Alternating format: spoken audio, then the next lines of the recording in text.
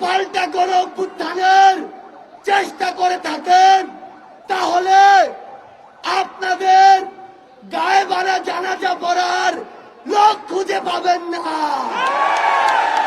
যেই নৌকার মাঝেই এরা সাজুক না কেন, নৌকা সহ ডুবিয়ে দিতে হবে। যতদিন পর্যন্ত জনতার দ্বারা নির্বাচিত জনগণের সরকারের হাতে ক্ষমতা না যায়, ততদিন পর্যন্ত রাজপথে 10 মিনিটের ঘোষণায় নামার জন্য প্রস্তুত থাকতে হবে।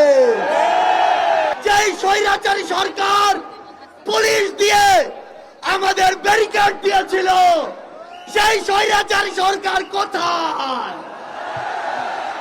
সেই পুলিশ কোথায়? আমরা স্পষ্ট করে বলে দিতে চাই, বাংলাদেশের ছাত্র জনতাকে ব্যারিকেড দিয়ে আটকে দেওয়া সম্ভব নয়। যদি আটকে দিতে চান, গদিতে আগুন জ্বলবে। ওই স্বৈরাচারী সরকার নাকি ভারতে বসে পাল্টা গণ অভ্যুত্থানের চেষ্টা করছে। এর চেয়ে বেশি হাস্যকর আর কি হতে পারে?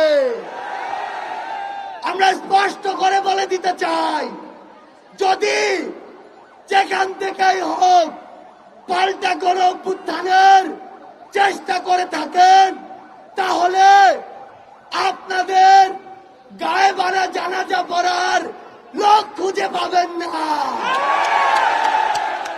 আমরা যখন রক্ত দিতে শিখেছি, তখন আপনাদের মতো ফ্যাসিস্টরা আমাদের লোক পর্যন্ত স্পর্শ করতে পারবে না।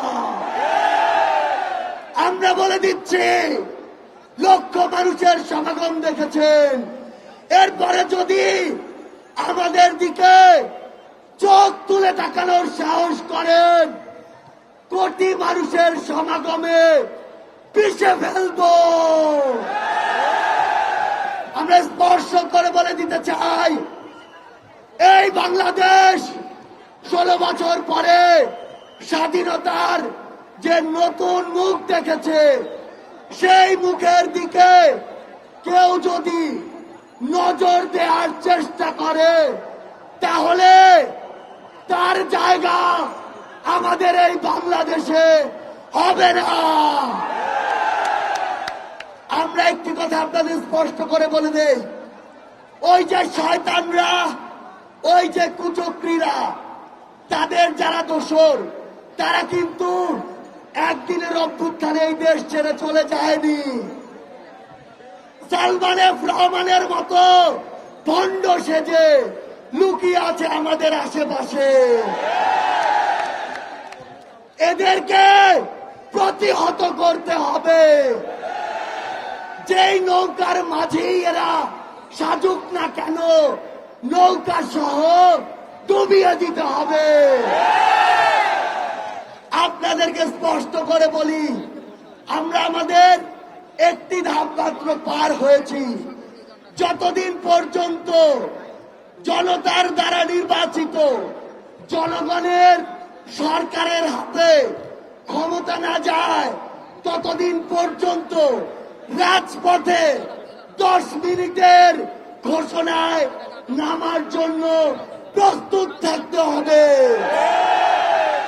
যেই গর্ত দিয়ে ওই ফ্যাসিস্টের দোসররা বের হওয়ার চেষ্টা করবে, 2টা কাজ করতে হবে। সেই গর্তেই তাদেরকে ঢুকিয়ে দিতে হবে এবং ওই গর্তে তালা দিয়ে দিতে হবে। আমরা স্পষ্ট করে বলি, বৈষম্য বিরোধী ছাত্র আন্দোলন বাংলাদেশের কোন নির্দিষ্ট মতের বা দলের আন্দোলন ছিল না।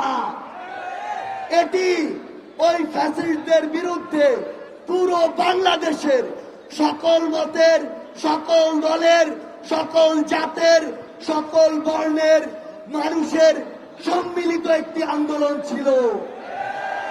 সে জায়গা থেকে সামনে যদি বিন্দু পরিমাণ কোনো বাধার আশঙ্কা আমরা দেখি, তাহলে ওই 5ই আগস্টের মতো জনতার স্রোতে তাদেরকে পিছিয়ে দিতে হবে।